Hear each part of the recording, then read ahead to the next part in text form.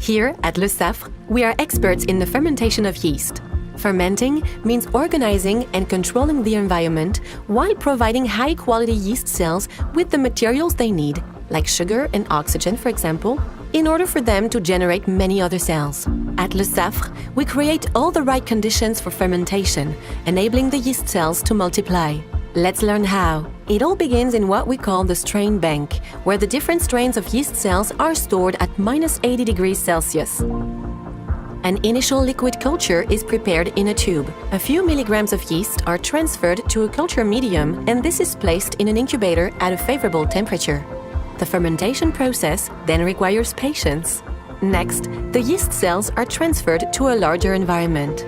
The purpose of these different stages is to successively increase the biomass, namely the quantity of cells produced, in order to reach a sufficient quantity of yeast.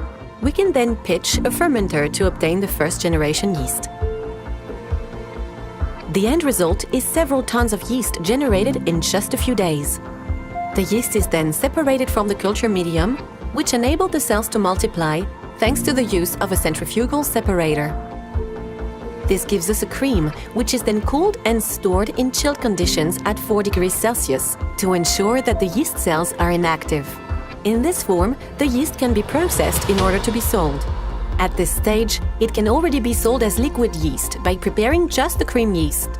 This liquid yeast is then sold in 3 forms, either in castalia, which is a sort of refrigerated bag, or else the cream yeast is sold in a container, 0.1 to 1 cubic meter, or in 25-ton trucks for very large bakeries.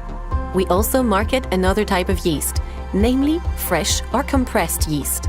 The yeast cream is passed through a rotary filter, or vacuum filter, a machine which sucks away the liquid, making it possible to obtain a fine layer of yeast.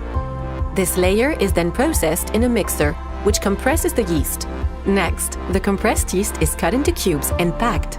To obtain dry yeast, namely dehydrated yeast, the yeast cream passes through a rotary filter once again, but then goes into an extruder and a drying plant, making it possible to remove even more water from the yeast layer.